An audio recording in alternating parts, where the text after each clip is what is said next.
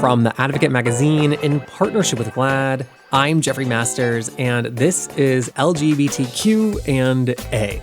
This week, we are kicking off LGBTQ+ History Month with someone who is living queer history, and that is Senator Tammy Baldwin.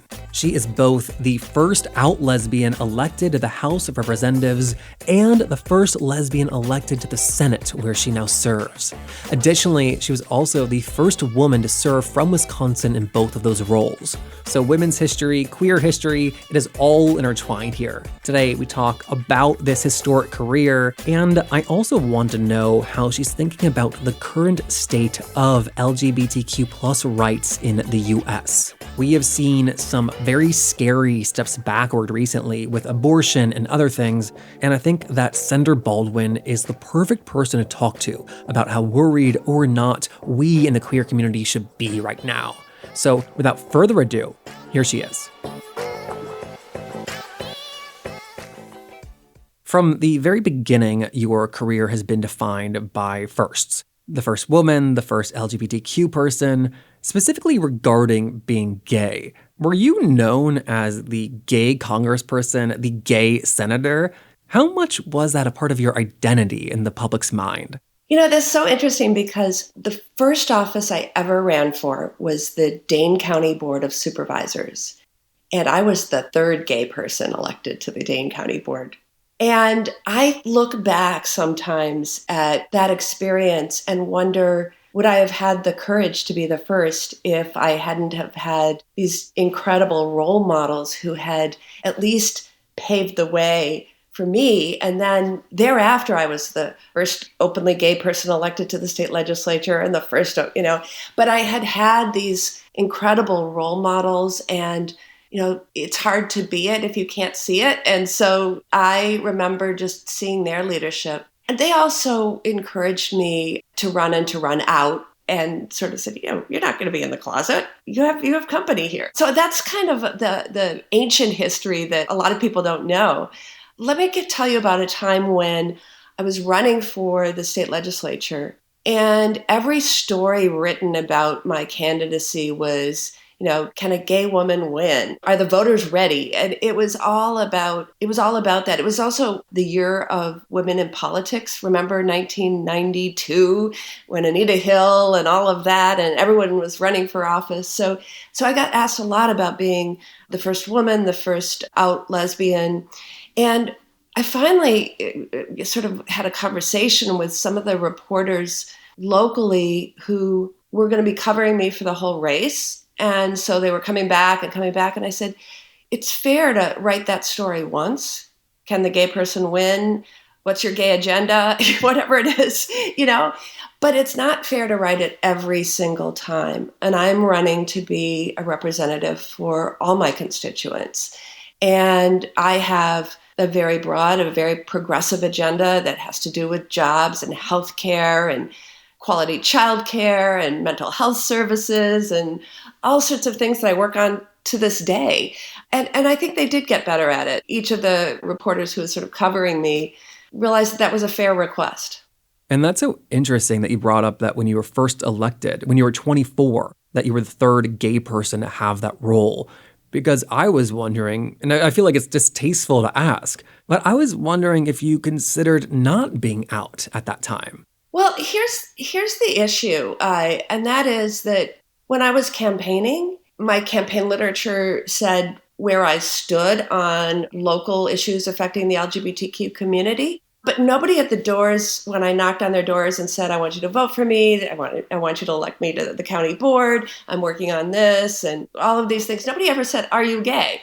And so I was trying to figure out how do I be true to I'm running as an out lesbian? It just doesn't necessarily come up in conversation. Now, as the reporters, the media covers it, but not necessarily the average voter who you're having a conversation with.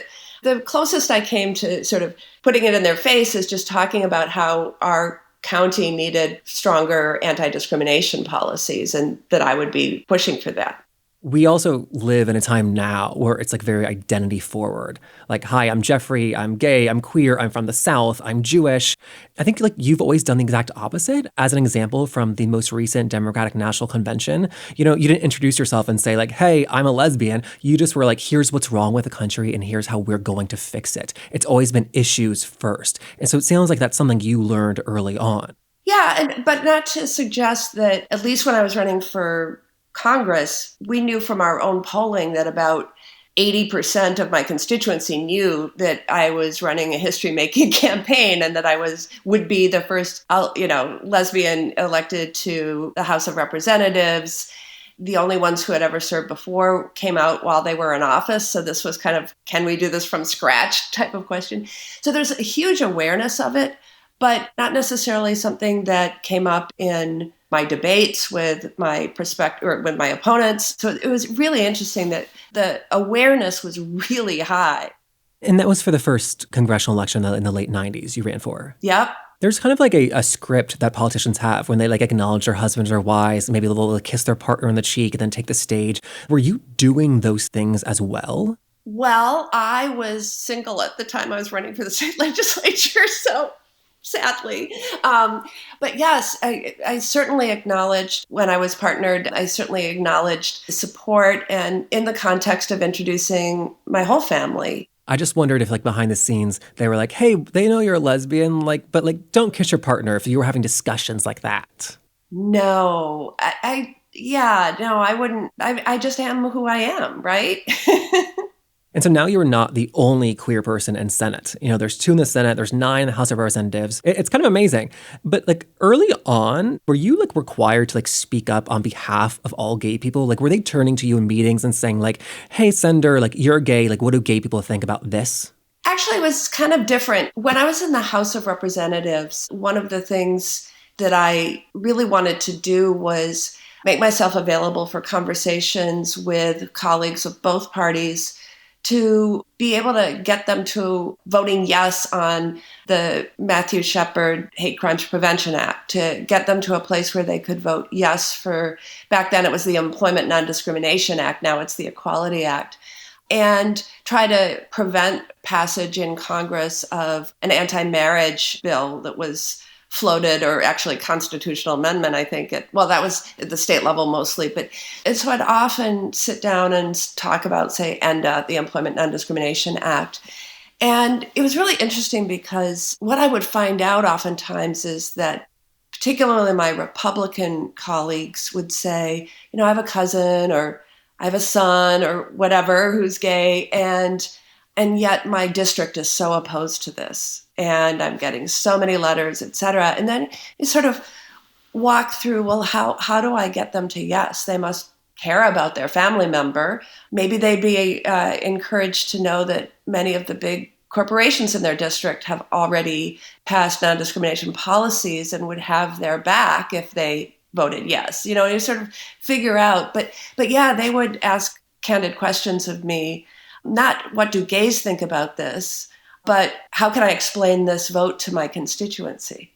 I just feel like that's not dissimilar to how it's reported many Republicans feel behind closed doors about like the former president, right? We hate him, but our constituents love him, and like how to bridge that divide. Are you saying it was a very similar thing back then about LGBTQ issues? Yeah, very much so. And, it always also gives me the excuse to encourage our community to be involved politically and speak out, because the other side's really organized. I'll tell you, just working on the Equality Act this session, when it was first introduced and had its hearing in the U.S. Senate, the number of calls opposing it compared to the number of calls supporting it were incredibly lopsided in opposition to it. And I know that's not the reflection of the sentiment of my district through other means, right? Whether it's polling or just knowing how far we've come in the state of Wisconsin. We still have a ways to go. But yeah, the calls to the office were disproportionately in opposition. When I was first out in office, I would go to a lot of straight groups and give LGBTQ civil rights 101. But whenever I was talking to LGBTQ audiences, I was giving them legislative politics 101. So it's like, we gotta win these rights. We gotta work to do that. And it was a really interesting sort of bifurcation of what I was talking about in the different groups. And so even for you, your constituents in Wisconsin, you're saying, were calling your office at significantly higher numbers being opposed to the Equality Act. Yes, I am saying that. Now, this is not, you've probably heard the terms grassroots versus astroturf. So astroturf is sort of synthetic support. So these calls were clearly generated by, somebody getting a postcard in the mail saying, call your senator right now to tell them, something horrible is going to happen and if you pass this legislation. And that's what they were doing. And because the things that were being said were so similar, you knew there was something generating. There's some astroturf organizations that actually call people up, get you on the phone. Jeffrey, are you upset about how high your prescription drug costs are, or whatever, or student debt or whatever? I'm going to patch you through to your congressperson so that you can tell them that you feel strongly and you want them to pass or oppose X, right? And so there's lots of sophisticated ways for generating these calls that aren't just the grassroots, but we have to be up to responding to that.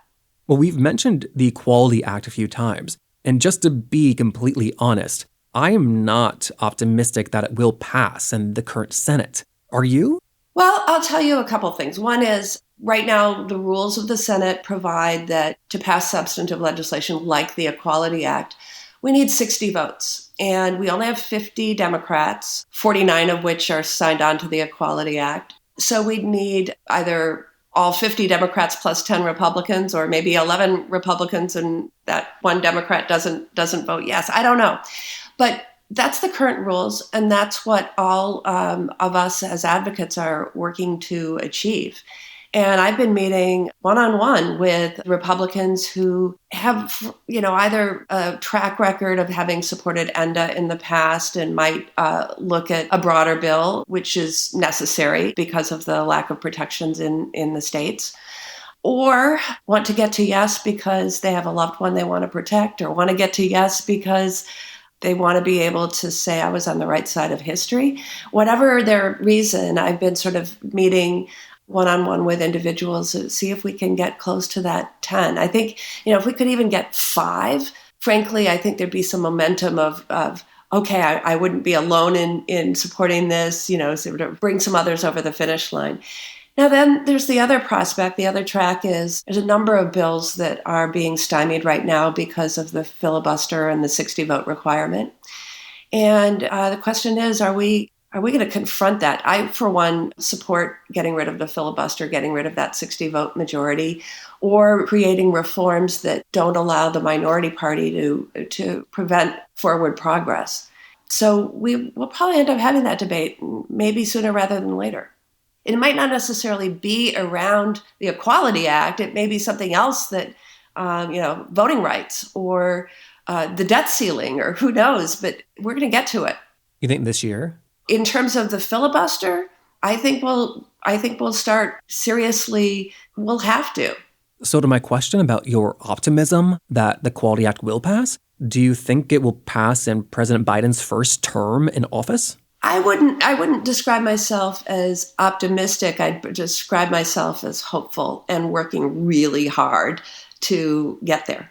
Well, when it comes to these more recent advances, marriage equality again, but also more recently Bostock v. Clayton County about LGBTQ employment discrimination, I think that I perhaps naively would have looped these in with the way that I thought about Roe v. Wade, that they were just quote-unquote settled law. And yet, with this new restrictive law in Texas and the subsequent declining by the Supreme Court to delay implementation, we're seeing how fragile these things are. How worried are you, and do you think we should be, that we may go backwards on these advances that do concern the LGBTQ community? We always have to be vigilant, but I feel as though with regard to marriage equality, that all of the predicted ways in which the sky would fall and people would be, think of all the arguments we were hearing during the efforts to get marriage equality.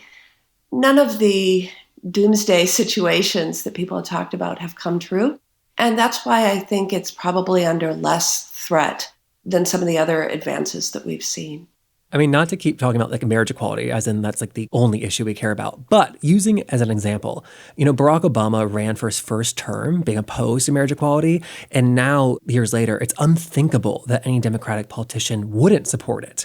And so I feel like that is what we've seen from the outside. But you have the unique experience of having worked in Washington throughout this, very quick change. Were there indicators that you saw in Washington that there was this change like on the horizon? Oh, interesting. I mean, look, I remember when I first came into the House of Representatives, there was not a single federal statute that referenced the community. And I remember vividly coming back from the White House on the day that President Obama signed the Matthew Shepard and James Byrd Hate Crimes Prevention Act. And I was doing a little social media video with a staff member. And so I said, it's hard to fathom that this is the first time that our community is now reflected in federal statute. And after we finished recording, the staff person said, I think you made a mistake. Then it was Congresswoman Baldwin. I think you made a mistake, Congresswoman. I think it's the first time this president signed something into law that mentions the LGBTQ community. I said, nope, it just happens to be the first time ever. Think how far we've come since then.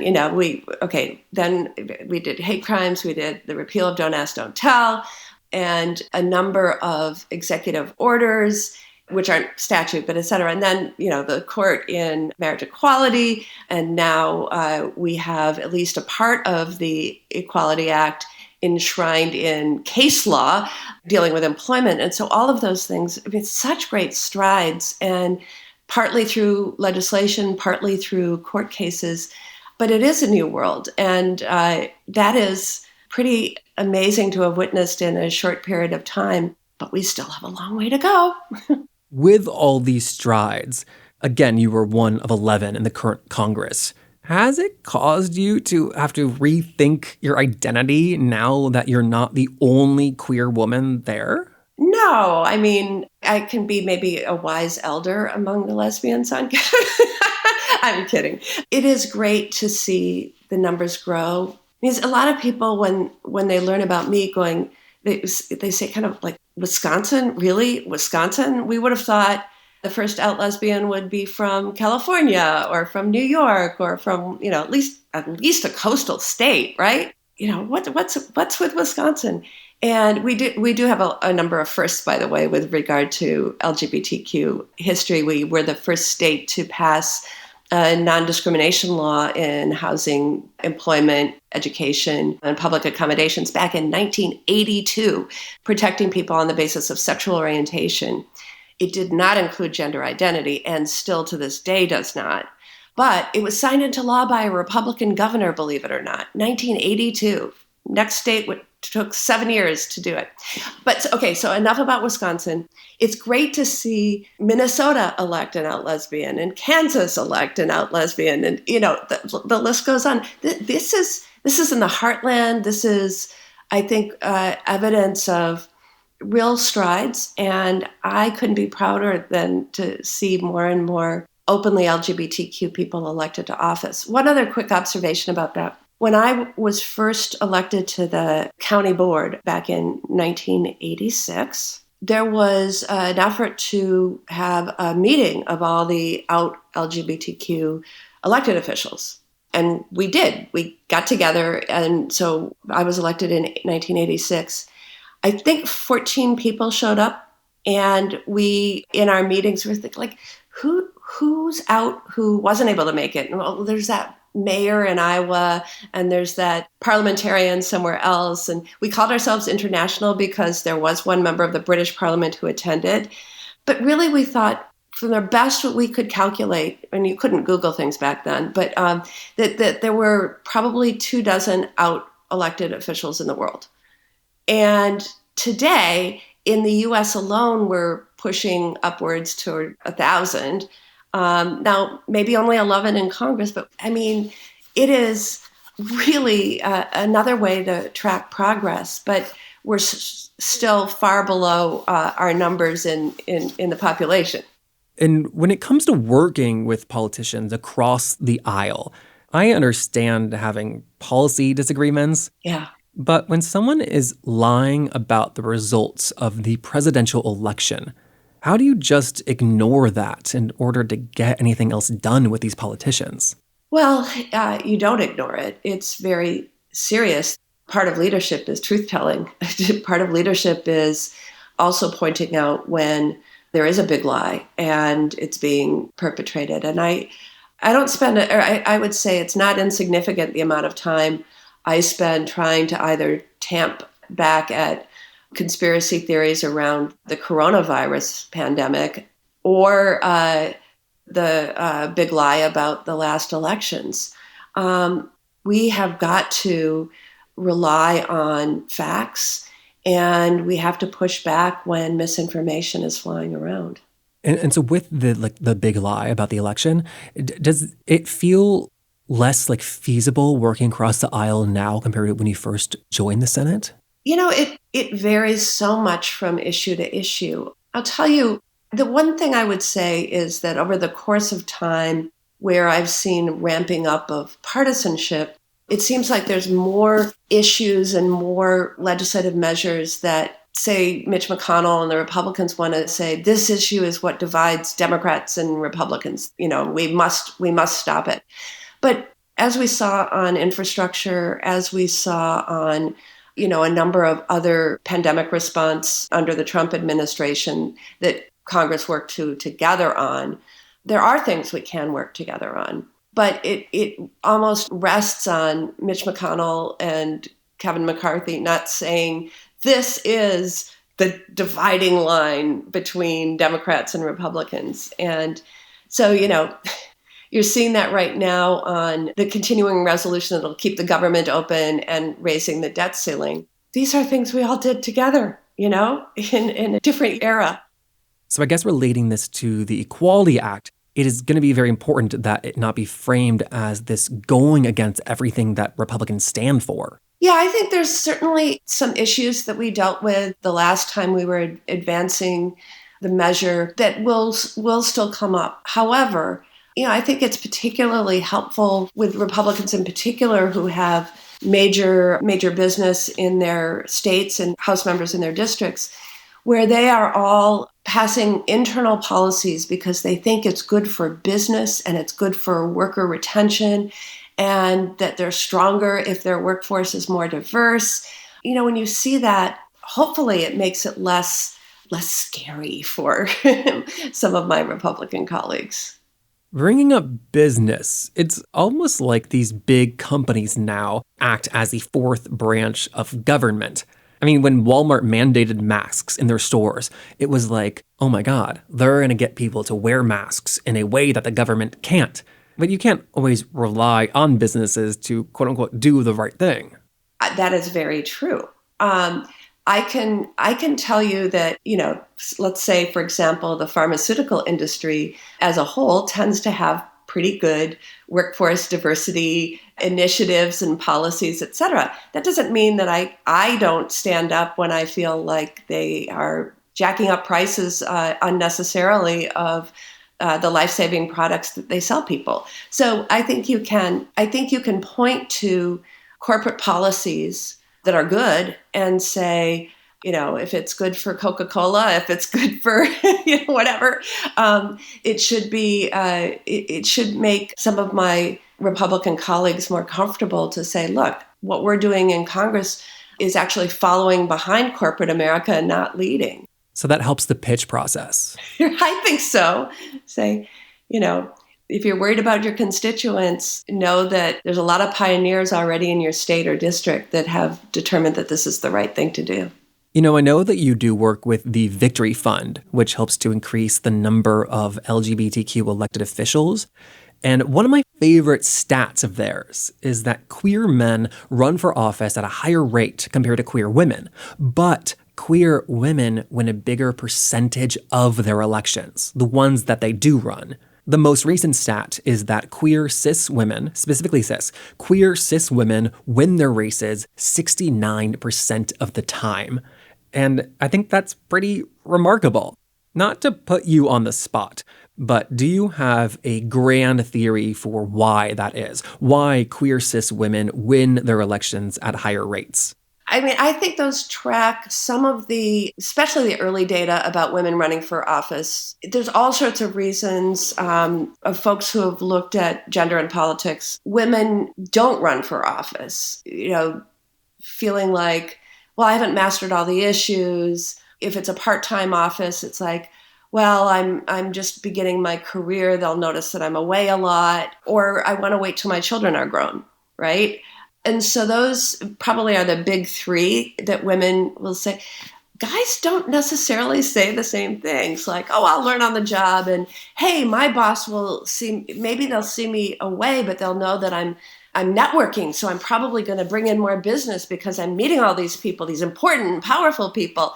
And I don't, and oftentimes they have somebody else who's raising the kids more hands-on, and they're not saying, I'm going to wait till my kids are in college before I run for office. I can just note that about my colleagues to know that it's a different proposition to be a mom with toddlers in the Senate and being a dad with toddlers in the Senate. Yeah.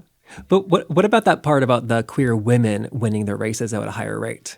So what I'm getting to is that when women do run, they have overcome all of these things, which probably means they did study up a whole bunch. And they were very planful about it. And so a lot more thought and preparation probably went into doing it, and therefore higher success rate.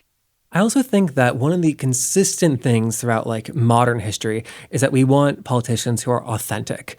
And when you come out of the closet, there's this, perception that Tammy's out about her sexuality. She's such an authentic person. We can trust her. Yes. Here's my favorite part about that. When I was running for the state legislature, I ran into a fellow who I'd known on a different set of issues, I think veterans issues. And there was some article that he had read, that it was obviously the first time he was learning that I was an out lesbian. And so he came up to me and he said, I saw that article. And I thought, here comes trouble when I saw him coming up. But he said, if you can be honest about that, you'll be honest about everything. And you have my vote. But yeah, I think it was not only authenticity, but integrity and truthfulness. Yeah, I'm not hiding anything. Well, thank you so much for being here and talking to us today, and especially while laying on your bed. No, I'm sitting up. I'm sitting up now. I really appreciate the opportunity. Thanks.